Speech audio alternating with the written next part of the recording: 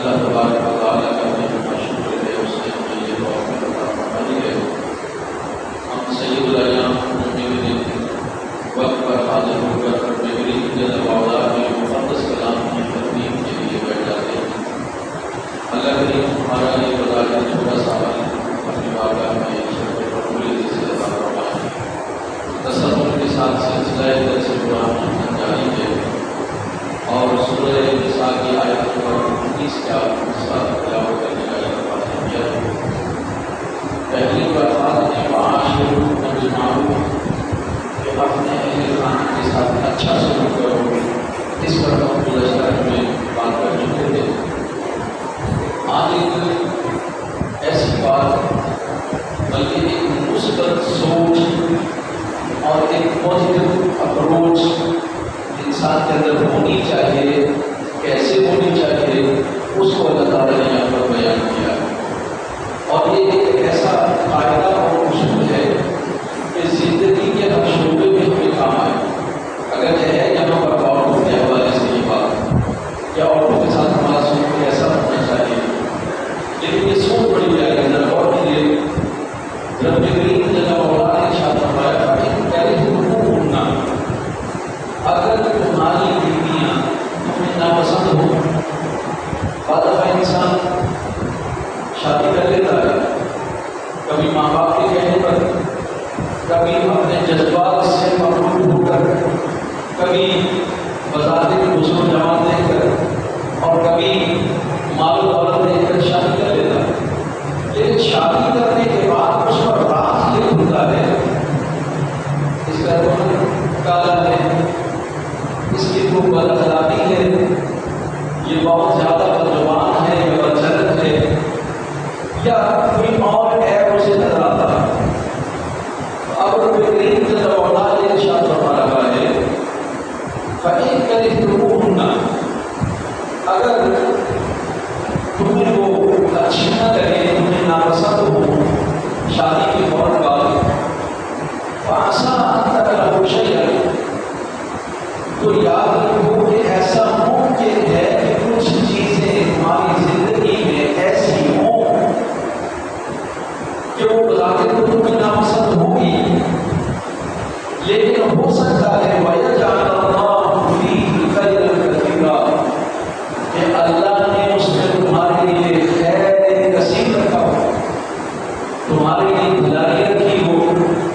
اس میں تمہارے لیے اللہ تعالیٰ نے نفع چھپا رکھا ہو، تمہارے لیے فائدے اس میں رکھے ہو اللہ تعالیٰ نے۔ تو اس کا مطلب یہ ہے کہ اگر تمہیں وہ ناپسند ہیں تو طلاق دینے میں جلدی نہ کرو، انہیں اپنے آپ سے گھر سے نکالنے میں جلدی نہ کرو، آپس میں تفریق میں جلدی نہ کرو، بلکہ ذرا صبر کرو۔ اور یہ جو صبر کرنا ہے اس کے بارے میں رسول اللہ صلی اللہ علیہ وسلم نے فرمایا بیویوں کی اذیت پر جو شخص صبر کرے گا اللہ اسے جنت میں داخل کرے گا۔ ایک یہ بات۔ دوسری بات یہ ہے کہ ممکن ہے شادی کرنے کے بعد تمہیں وہ عورت پسند نہیں آ رہی، اب ہم اسے نام دے دیں کہ ان کی ایڈجسٹمنٹ نہیں ہو سکی ہے، یا ان کا آپس میں مزاج نہیں ملا وغیرہ وغیرہ، لیکن اصل معاملہ کچھ اور ہوگا، اور وہ لوگوں کی بات بھی ہو سکتی ہے، اخلاق و بد اخلاقی کی بات بھی ہو سکتی ہے۔ تو اللہ تعالیٰ یہ کہہ رہے ہیں کہ تمہیں وہ ناپسند ہے، کسی وجہ سے اب پسند نہیں آ رہی، تو اسے چھوڑنے میں، جدا کرنے میں جلدی نہ کرو۔ ہو سکتا ہے اللہ تبارک و تعالیٰ اس کی وجہ سے تمہیں اچھی اور نیک اولاد عطا فرمائے، وہ تمہارا نام پیدا کرے دنیا میں، تمہارا نام روشن کرے، اور بعد میں بھی تمہاری اس نیک اولاد کی وجہ سے اللہ تبارک و تعالیٰ تمہارے لیے دعائیں لوگوں کی آگے رکھے، تمہارا ذکر اللہ تعالیٰ جاری رکھے۔ اور ایسا بھی ممکن ہے کہ جو بیوی تمہیں ناپسند ہے اس وقت، کبھی جب کاروان زندگی چلے آگے بڑھے تو کہیں اگر پریشانی آ جائے، تنگی آ جائے، غصہ آ جائے، ہو سکتا ہے اس کے منہ سے نکلے ہوئے دو بول وفا شعاری کے اور دو بول حوصلے کے وہ تمہارا حوصلہ بڑھا دیں اور تمہارا کام غلط کر دیں۔ یہ بات جن کے گھر میں تعلقات اچھے ہیں نا وہ اس بات کو سمجھ سکیں گے، دوسرے نہیں، کہ جن کے تعلقات اچھے ہیں وہ کبھی یہ بات محسوس کرتے ہوں گے کہ وہ چاہتے تھے کہ اس کے منہ سے ایک بول لیتے، وہ کر کچھ نہیں سکتے، وہ کرتے لیکن ایک بول اگر اس کے منہ سے نکل گیا کہ آپ پریشان ہوں اللہ بہتر کرے گا، اتنا ہی کافی، وہ ساری تھکاوٹ، وہ پریشانی، وہ ساری جو دقت ہے وہ دور ہو جاتی ہے۔ تو یہ ہو سکتا ہے تبارک و تعالیٰ اس میں تمہارے لیے کہہ رہے تھے، اور یہ بھی ہو سکتا ہے کہ اللہ نے اس کے سبب سے تمہیں مال عطا فرمایا، یا اس کے سبب سے اللہ تعالیٰ نے اس کے مال ہو گئے جسے اسے ملا ہو وہ تمہارے کام آ جائے، جو جلد بازی میں انہیں اپنے سے جدا نہیں کرنا۔ اس کو آپ ایک مثال سے سمجھ سکتے ہیں۔ دیکھیے بعض علاقوں میں ایسے لوگ رکھے جاتے ہیں وہ بظاہر بڑے ہی غلط ہوتے ہیں، ان کے اخلاق اچھے نہیں ہوتے، برتن برتاؤ اچھا نہیں ہوتا، امانتداری نہیں ہوتی، لیکن مسئلہ یہ ہے کہ انہوں نے سارا سسٹم اور نظام سے باہر رکھا، ان کی وجہ سے ادارہ چل رہا ہے، کوئی اور اتنی سمجھ اور فہم نہیں رکھتا کہ وہ ادارے کو چلا سکے۔ تو اب ہمیں پسند تو نہیں ہے یہ آدمی، کیونکہ بد اخلاق بھی ہے وہ آدمی، اور بے ایمان بھی ہے جن کی چیزیں غائب ہوتی ہیں، لیکن مسئلہ یہ ہے کہ ادارے کو سارے کو سنبھالے ہوئے چلا رہا ہے، تو ہمیں یہ دیکھنا ہے کہ اگرچہ اس کے نقصانات اس میں پائے جاتے ہیں، یہ ناپسندیدہ آدمی ہے، لیکن اس کے فوائد بہت زیادہ ہیں۔ تو ہمیں یہ دیکھنا ہے کہ اس کے اندر فائدے کیا ہیں، یہ مثبت سوچ ہے جو قرآن ہمیں دینا چاہتا ہے کہ لوگ کوئی چیز اگر ناپسند آ رہے ہیں اس کو جدا کرنے پر توجہ نہ دو، بلکہ دیکھو اس سے کچھ فائدے بھی ہو رہے ہیں، تو اگر تمہیں اس سے فائدہ ہو رہا ہے تو ان فوائد کے حصول کے لیے بس اس کو صبر کرو، اسے برداشت کرو۔ تو جس طرح سے ادارہ کا دفعہ ایسا ہوتا ہے کہ ایک شخص ناپسندیدہ ہوتا ہے لیکن اس کی وجہ سے ادارہ چل رہا ہوتا ہے، اب مالک جناب اس کی بدزبانی کی وجہ سے اس کو نکال دیتا ہے، پورا ادارہ بیٹھ جاتا ہے، لوگ بے روزگار ہو جاتے ہیں، مطلب ملتا نہیں جو ادارے کو ملتا ہے۔ تو یہ نقصان نہیں، بلکہ اسلام یہ کہہ رہا ہے کہ ذرا مثبت پہلو اس کے دیکھ لو، اگر ایک پہلو اس کا ایسا ہے جو ہمیں ناپسند ہے، ہو سکتا ہے کوئی ایک چیز اس کی ایسی کی ہو جو ہمیں پسند ہو، جس سے ہمیں فائدہ پہنچ رہا ہو، تو اپنے مفاد پر نظر رکھنا، اپنے فائدے پر، نفع پر نظر رکھنی ہے، یہ ہے مثبت سوچ۔ یعنی فوراً کسی کو اپنے سے جدا کرنا، نقصان پہنچا دینا، یہ درست نہیں ہے، اور اسلام اسی کی تبلیغ کرتا ہے، اور یہ کہہ رہا ہے کہ خیر کرے کہ وہ ہونا، اگر تمہیں وہ ناپسند ہے فآسان تکرہوا شیئا، تو بہت ساری چیزیں ایسی ہیں جو تمہیں ناپسند ہوگی، لیکن وَيَجْعَلُ اللَّهُ فِيهِ خَيْرًا كَثِيرًا، اس میں اللہ نے تمہارے لیے بھلائی رکھی ہے۔ تو تمہاری نظر بھلائی پر ہونی چاہیے، تمہاری نظر اچھائی پر ہونی چاہیے، تمہاری نظر نیکی پر ہونی چاہیے، صرف اس کی بدزبانی پر نہیں ہونی چاہیے، صرف اس کی جھوٹ بولنے پر نہیں ہونی چاہیے، ممکن ہے اس کے اندر اللہ نے تمہارے لیے بھلائی رکھی ہے۔ اور یہ ایک ایسا اصول ہے اگر آپ زندگی میں اس کو اپنا لیں کہ لوگوں کی برائیوں کو نہ دیکھو کہ اس سے نفع کتنا ہو سکتا ہے، بھلائی کتنی ہو سکتی ہے، تو میرے خیال میں 50% سے زائد تلخیاں ویسے ہی ختم ہو جائیں۔ اگر ہم نظر انداز کرنے لگے لوگوں کی ناپسندیدہ باتوں کو، تو پھر ہمارے 50% سے زائد تلخیاں ختم ہو جائیں گی اور زندگی میں سکون آ جائے گا، امن آ جائے گا۔ لہٰذا اس سوچ کو بھی آگے بڑھانے کی ضرورت ہے کہ خود بھی ہم ایسا کریں، اگر ہمیں برائی نظر آتی ہے تو ناپسند کر کے نہ اس سے کٹیں نہ اسے کاٹیں، بلکہ اس کو برداشت کریں، ہو سکتا ہے اس کی وجہ سے کوئی اچھا انسان کو اللہ تبارک و تعالیٰ کوئی اور فائدہ پہنچا۔ اب چونکہ بات چل رہی ہے بیویوں کی، لہٰذا اللہ تبارک و تعالیٰ نے ارشاد فرمایا وَإِنْ أَرَدتُّمُ اسْتِبْدَالَ زَوْجٍ مَكَانَ زَوْجٍ، یعنی بات اتنی بڑھ گئی ناپسندیدگی کی وجہ سے، چاہے وہ عورت کا کلر نہ ہو تمہیں پسند نہیں آ رہا، یا اس کے اخلاق پسند نہیں آ رہے، یا اس کا فن اور ہنر پسند نہیں آ رہا، یا کسی کی وجہ سے تم اتنے بھر گئے ہو، تمہارا دل اس کی طرف سے اتنا بھر گیا ہے کہ اب ساتھ رہنا ممکن نہیں۔ اگر بات یہاں پہنچ گئی ہے تو اللہ تعالیٰ پھر ارشاد فرماتا ہے کہ اردتم استبدال زوج مکان زوج، تم اس بیوی کی جگہ کوئی اور بیوی لانا چاہتے ہو تو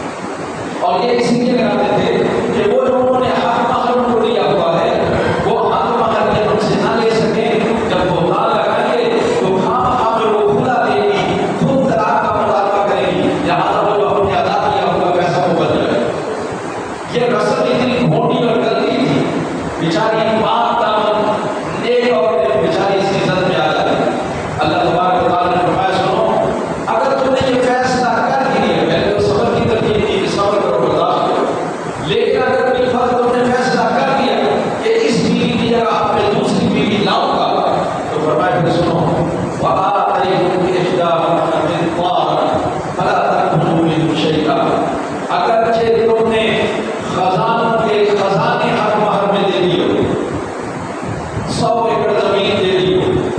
1 किलो सोना दे दिया, या खजानों के खजाने का मतलब यह है कि करीब यानी अनलिमिटेड तुमने उनको हक महर अदा कर दिया। तो ऐसी सूरत में फला तक़बलू मिन्हु शैआ, तुम उनसे कुछ भी वापस नहीं लोगे, क्योंकि वो बहाने बनाते थे, बहतान लगाते थे। अल्लाह ताला ने कहा कोई नहीं वापस लोगे, कर लो तो दूसरी शादी, निकाह तुम कर लो, तुम्हें इन्हें छोड़ना चाहते हो छोड़ दो, लेकिन इनका हक महर तुम्हें पूरे का पूरा अदा करना होगा। इनका हक महर तुम गस्ब नहीं कर सकते, इनका हक महर तुम रख नहीं सकते, रोक नहीं सकते। फला तक़बलू मिन्हु शैआ, फिर अल्लाह तबारक व तआला ने फरमाया अतक़ूलूनहु बुहतानन व इस्मन मुबीना, क्या तुम ये जो हक महर है ये बुहतान लगाकर और गुनाह का इल्जाम लगाकर तुम हक महर लेना चाहते हो? यानी ये कितनी बुरी बात है कि एक आदमी अगर जायज तरीके से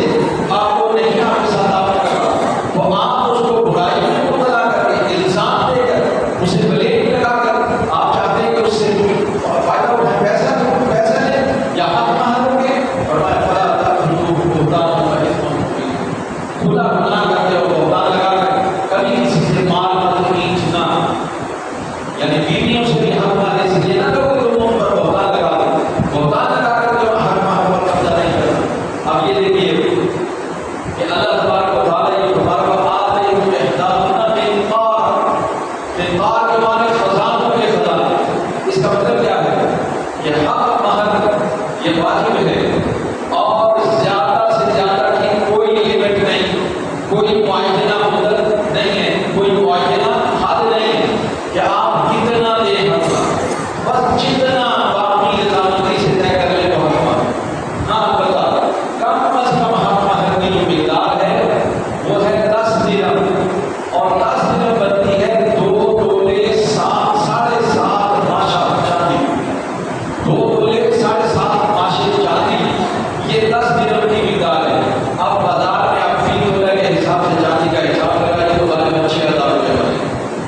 तकरीबन 6,000 रुपये बनेगा। तो ये जो 6,000 रुपये है ये कम अज कम हक महर की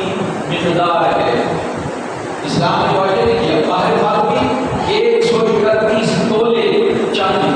अब आप हिसाब लगा लेंगे जब 3 तोले 6,000 के हैं तो 131 तोले कितने होंगे? लाख रुपये तो बनता है, लाख से ऊपर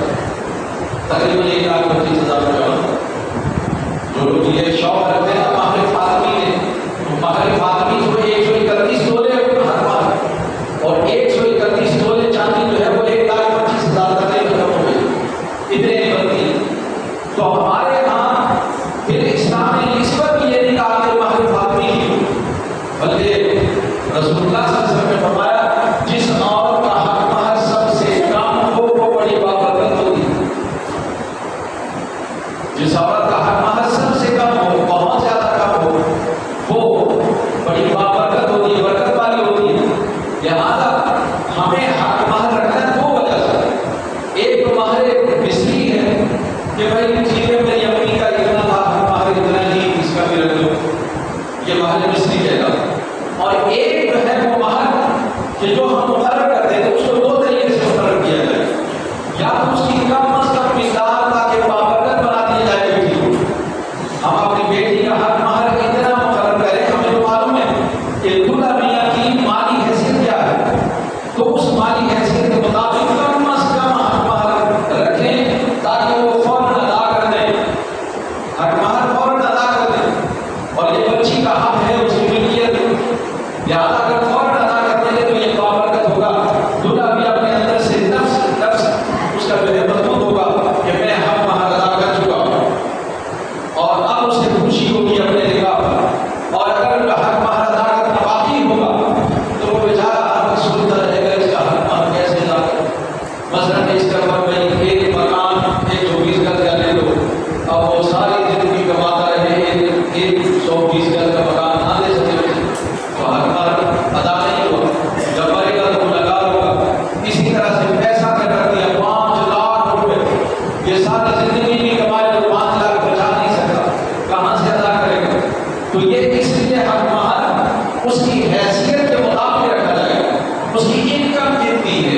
اس کی آمدنی کتنی ہے، تو اس کی آمدنی کو مد نظر رکھتے ہوئے حق مہر جو ہے وہ طے کیا تھا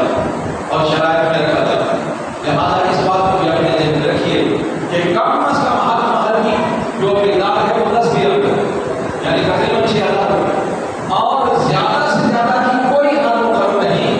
جو آپ سمجھتے ہیں کہ کھلا دے سکتا ہے آسانی سے، اس کے ساتھ آپ طے کر لیں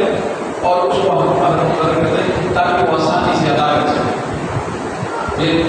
اللہ تعالیٰ نے یہ فرمایا کہ چاہے وہ خدا، یہاں ایک بات بڑی دلچسپ ہے۔ سیدنا عمر فاروق رضی اللہ تعالیٰ عنہ نے ممبر پر بیٹھے ہوئے تھے،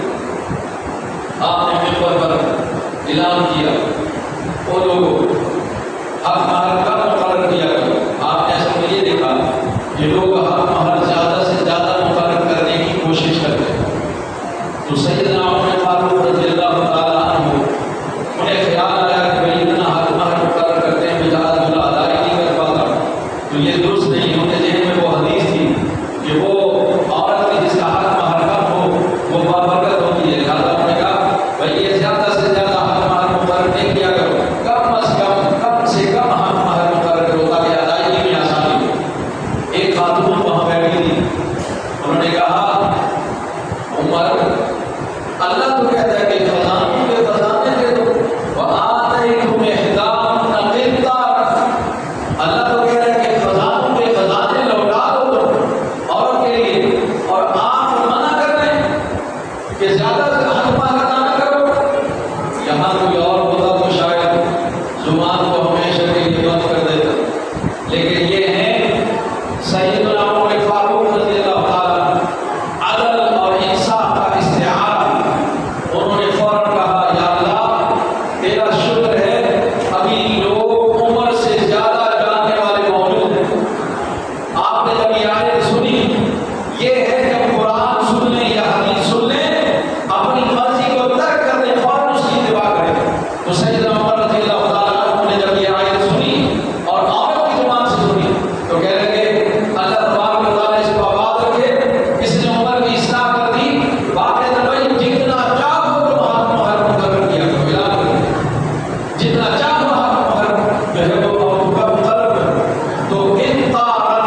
خزانوں کے خزانے مقرر کر دو، تو جس کی جتنی حیثیت ہے۔ اب لوگ تو ایسا بھی کرتے ہیں ماشاءاللہ سے ان کی ماہانہ انکم جو ہے منتھلی ہو سکتا ہے لاکھوں میں، 5 لاکھ 10 لاکھ کروڑ، لیکن جب حق مہر کی باری آتی ہے تو کہتے ہیں 10,000 روپے۔ یہ بھی تو زیادتی ہے، یہ بھی تو زیادتی ہے۔ انکم ہے تمہاری 5 لاکھ مثلا، چلیے کم از کم 5 لاکھ، اور حق مہر صرف 5,000 یا 10,000؟ نہیں، تمہارا حق مہر بھی اسی لحاظ سے لاکھوں میں ہونا چاہیے، بھلے 1 لاکھ ہو، 2 لاکھ ہو، 3 لاکھ ہو یا اس سے بھی زیادہ، اس لیے کہ تمہاری انکم لاکھوں میں ہے۔ تو اس سے اصل میں کیا ہے کہ عورت کی شان و شوکت، اس کا نسل اور اس کا خاندان اور اس کی جو یوں سمجھیے کہ خودداری، اس کو وہ احساس ہوتا ہے کہ میری کوئی قیمت ہے بھائی، میں اتنی آسانی سے یہاں نہیں آئی، اور وہ رہے والدین چاہے وہ غریب ہی کیوں نہ ہو، اپنے دل کا ٹکڑا بھی اٹھا کے دے دے گا بغیر پوچھے بغیر سوچے سمجھے، کبھی ایسا نہیں ہوگا۔ تو جب ایسا نہیں ہوتا تو پھر دلہا کی مالی حیثیت کو دیکھ کر مقرر کرنا چاہیے حق مہر کو، جتنی اس کی انکم ہو اس اعتبار سے۔ اب دوسری بات ہے، پہلے تو فرمایا کیا تم یہ چاہتے ہو کہ اپنی عورتوں پر بہتان لگا کر اور الزام لگا کر گناہ کر کے تو تم ان سے حق مہر اپنا بچا لو گے؟ آگے کہہ رہے ہو نہیں پتا تم نہ ہو، ارے ایسا تم کیسے کر سکتے ہو؟ وقت نہیں پتا تم نہ ہو، تم کیسے یہ لے سکتے ہو حق مہروں سے؟ وقت افضا بعضکم الی بعض، جبکہ تم نے ایک دوسرے سے صحبت کر لی ہے یا خلوت صحیحہ کر لی ہے، ایک دوسرے کو دیکھ لیا ہے، فائدہ اٹھا لیا ہے۔ وَأَخَذْنَ مِنْكُمْ مِيثَاقًا غَلِيظًا، اور انہوں نے تم سے پکا وعدہ بھی لے لیا ہے کہ ساتھ رہیں گے، ساتھ نبھائیں گے۔ اب موت ہی جدا کرے تو کرے، کوئی اور ہمیں جدا نہ کر پائے گا، یہ وعدہ تم سے کر لیا انہوں نے، اور تم ہو کے بہانے بنا کر ان سے لینا چاہتے ہو، حق مہر لینا چاہتے ہو۔ ان کو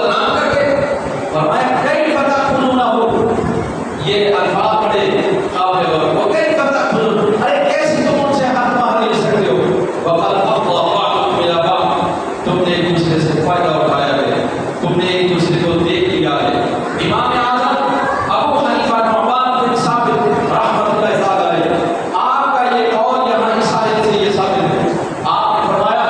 کہ افضا بعضکم الی بعض، تم میں سے ہر ایک نے یعنی میاں بیوی نے دونوں نے ایسی جگہ پالی جہاں صحبت انٹرکورس یا جماع کے لیے کوئی رکاوٹ نہیں تھی۔ اب چاہے کوئی انٹرکورس ہو یا نہ ہو، لیکن جگہ ایسی موجود تھی، وہاں یہ لوگ بیٹھے ہوئے تھے خلوت میں، تو فرمایا یہ خلوت صحیحہ یہ دراصل صحبت کے قائم مقام ہے۔ تو جب خلوت صحیحہ ہو جائے تو پھر حق مہر مکمل ادا کرنا واجب ہوگا،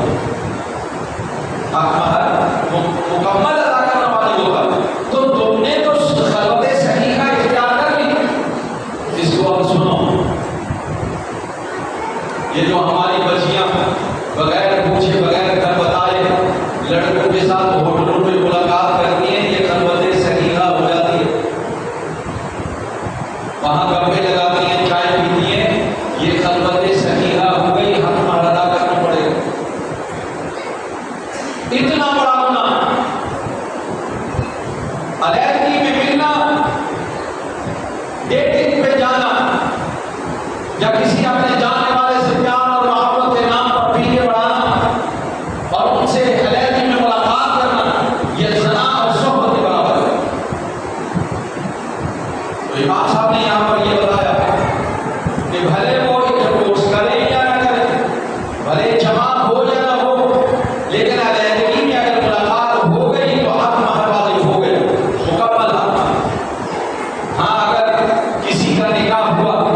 حق مہر طے ہوا 1 لاکھ روپے، رخصتی نہیں ہوئی، 6 مہینے بعد طلاق ہو گئی، تو اب حق مہر آدھا دینا ہوگا، کیونکہ رخصتی نہیں ہوئی، دینا پھر بھی ہے لیکن اب آدھا دینا ہے، کہ رخصتی نہیں ہوئی ہے۔ اس لیے اب سنیے، یہ حق مہر کے بارے میں گویا کہ عورتوں کو اللہ تعالیٰ نے یہ حق دے کر محفوظ کر دیا اور مردوں کو پابند کر دیا کہ نہ تو تم ان پر کوئی بہتان لگاؤ گے، نہ تم ان سے اپنا حق مہر بچانے کی کوشش کرو گے، اور تم کیسا ایسے کر سکتے ہو جبکہ تم نے ان سے فائدہ اٹھایا ہے، جبکہ تم نے ان سے علیحدگی میں ملاقات کر لی ہے اور صحبت یا جمع کیا ہو یا نہ کیا ہو، لیکن تم نے ان سے ملاقات کر لی، لہٰذا حق مہر تم پر واجب ہو گیا۔ اب وہاں پر اس زمانے میں ایک اور بہت بڑا مسئلہ تھا، وہ یہ کہ وہ لوگ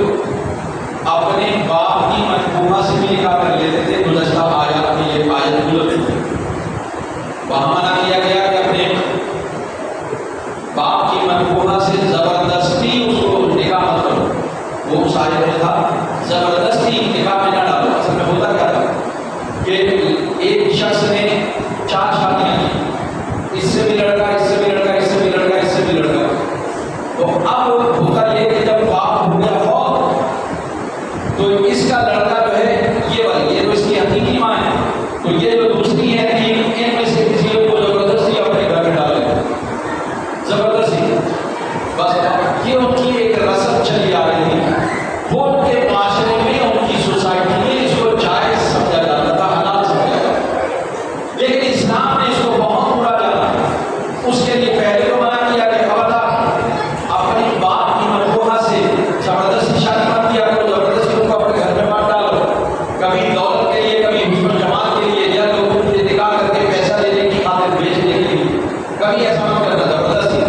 لیکن زبردستی کو پہلے آیت میں منع کر دیا تھا، لیکن رضامندی سے یہ کام چل رہا تھا،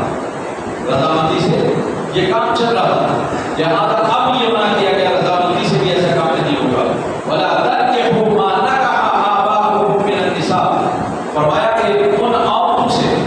نکاح کرنا تمہارے لیے منع ہے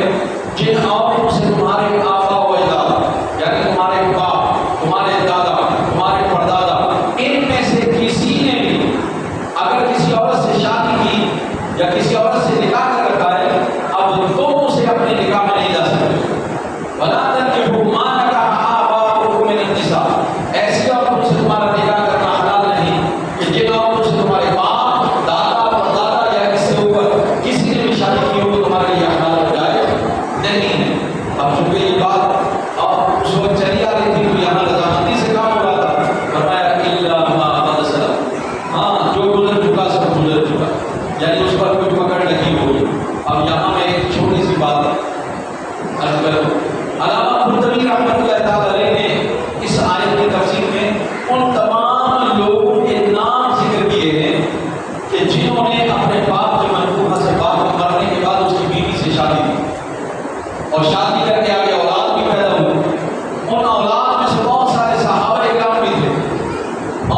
نبی صلی اللہ علیہ وسلم کے آبا و اجداد میں بھی ایک کا نام نضر آپ نے سنا ہوگا، نضر کنانا کا بیٹا. تو وہ جو نضر کنانا ہے انہوں نے بھی ایسی ہی ایک خاتون اپنے باپ کی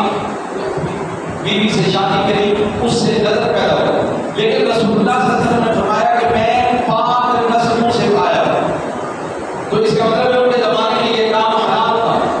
اس وجہ سے آپ نے فرمایا کہ میرے نسل سارے حلال کے ہیں، نکاح سے ہیں، زنا سے کوئی نہیں. تو اگر زنا ہوتا تو نبی صلی اللہ علیہ وسلم یہ بات کبھی نہیں ارشاد کرتا. تو نبی صلی اللہ علیہ وسلم نے یہ بتا دیا، پتہ چلا کہ اس زمانے میں لوگوں کے یہاں یہ کام کرنا جائز ہے.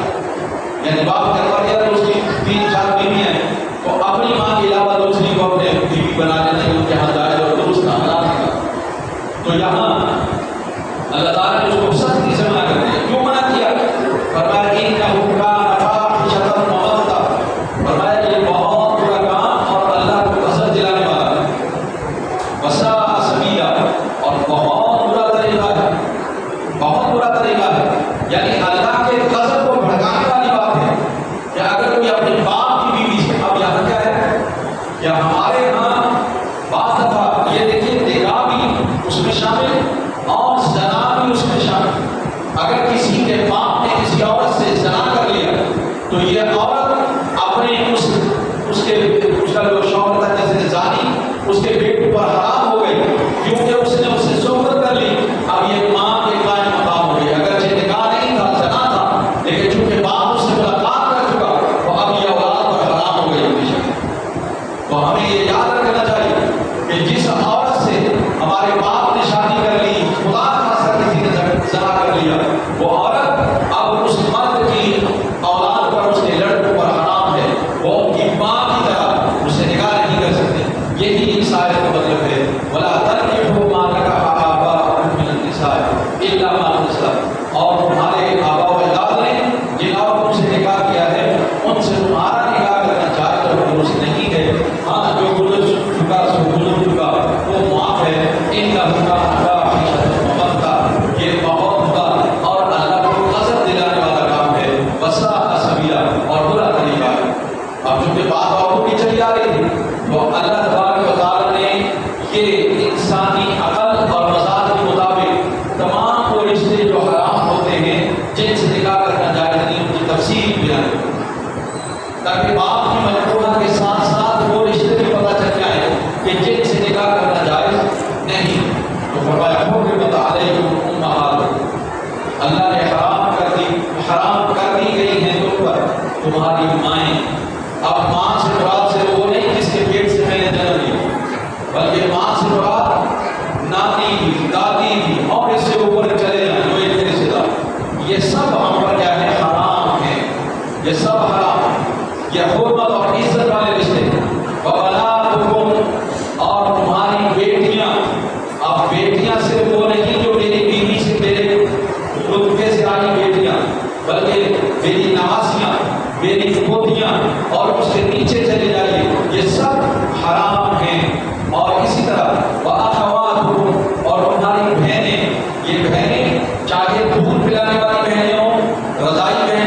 بہنیں ہوں، یا حقیقی بہنیں ہوں، یا انداتی بہنیں ہوں، کوئی بھی بہن ہو، بس وہ تمام بہنیں. اصل میں کیا ہے؟ ایک بہن تو وہ ہے جو میری حقیقی بہن، ایک وہ ہے کہ جس کا میں نے دودھ پیا، اسی کا اس عورت نے بھی دودھ پیا، وہ میری دودھ پلائی کی بہن ہو گئی کیونکہ وہ ابھی ہو گئی جس کا دودھ پیا، اور یہ کیا ہو گئی؟ بہن ہو گئی. اس سے بھی نکاح حرام ہے. اور ایک میرے باپ کی دوسری بیوی سے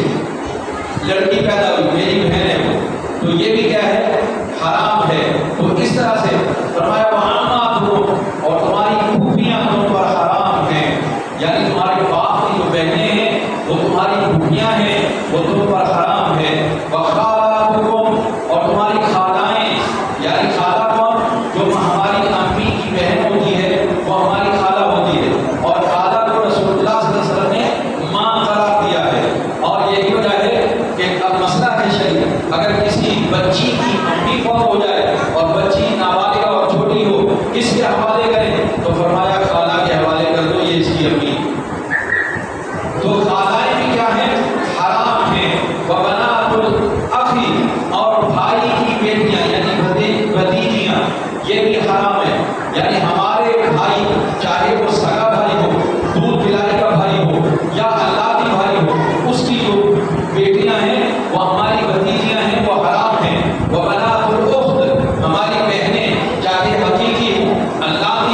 یا دودھ پلائی والی ہوں، ان کی بیٹیاں یعنی ہماری بھانجیاں وہ بھی حرام ہیں۔ وَأُمَّهَاتُكُمُ اللَّاتِي أَرْضَعْنَكُمْ، اور تمہاری وہ مائیں جنہوں نے تم کو دودھ پلایا، یعنی ایک وہ ماں جس نے مجھے جنا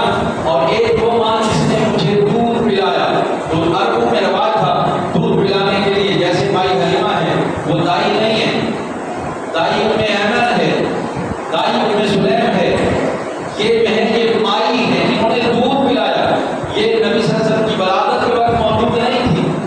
ولادت کے وقت جو موجود ہوتا ہے وہ دائی ہوتی ہے، اور یہ دائی نہیں ہے، یہ مائی حلیمہ ہے کیونکہ انہوں نے دودھ پلایا۔ تو یہ نبی صلی اللہ علیہ وسلم کی رضائی ماں ہے، اس لیے فرمایا یحرم علیکم الرضاعہ ما یحرم من النسب، فرمایا جو رشتے نسب کی وجہ سے حرام ہے وہ بھی رضاعت یعنی دودھ پلانے کی وجہ سے بھی حرام ہے۔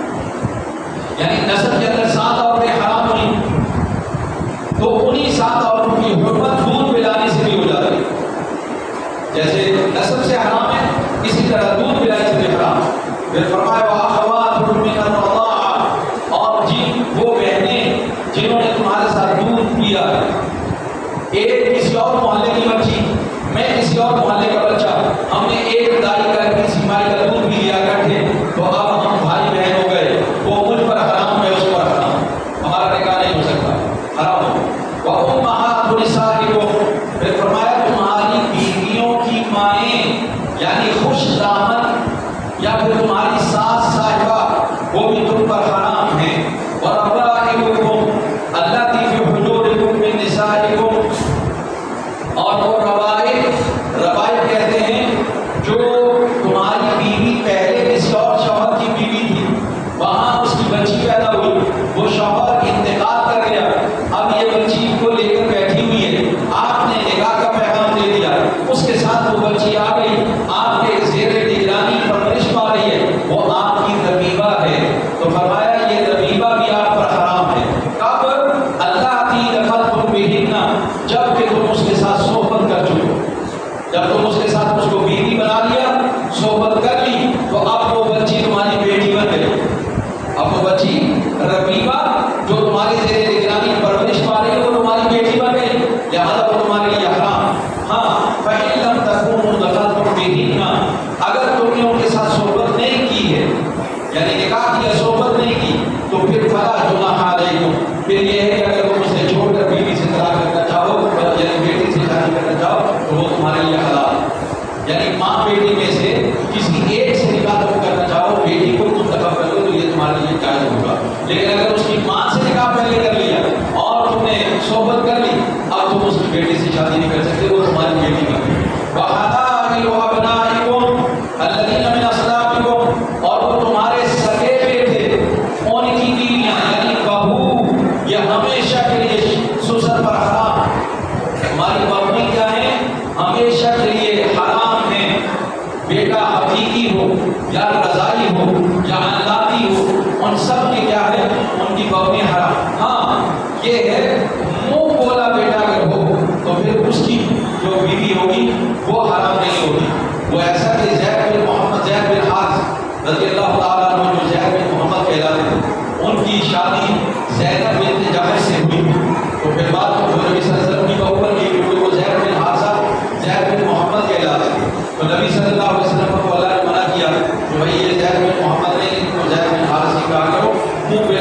بولا بیٹا حقیقی بیٹا نہیں ہوتا، لہٰذا اہل بیت سے کہیے کہ ان سے پردہ بھی کرے، تو پھر ان سے پردہ بھی آ گیا، آیت آ گئی، پردہ بھی کیا جانے لگا، تو نبی صلی اللہ علیہ وسلم کے لیے اللہ کا حکم آیا کہ زینب کی ان کی آپس میں بنتی نہیں تھی، طلاق ہو گئی، تو جب طلاق ہو گئی تو اللہ نے حکم فرمایا اس سے نکاح کرو۔ آپ صلی اللہ علیہ وسلم ڈرتے تھے اور پریشان ہوتے تھے اور اللہ سے دعا کرتے تھے یا اللہ یہ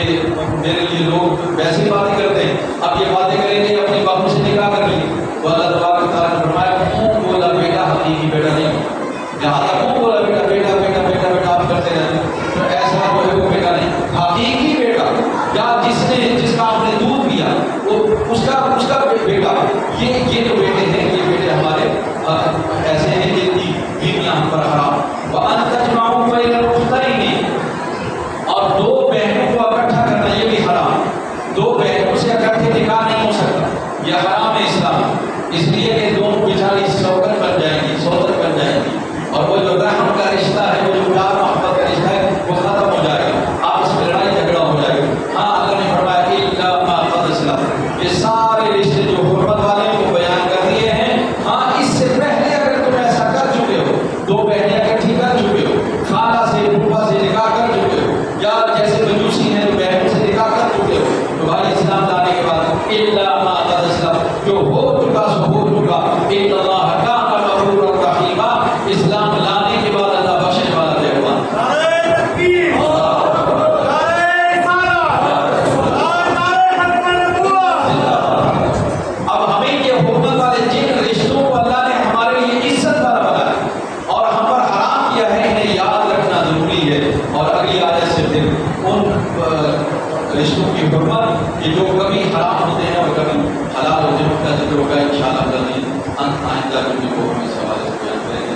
ہے رب العالمین احکامات دینیہ کو سمجھنے اور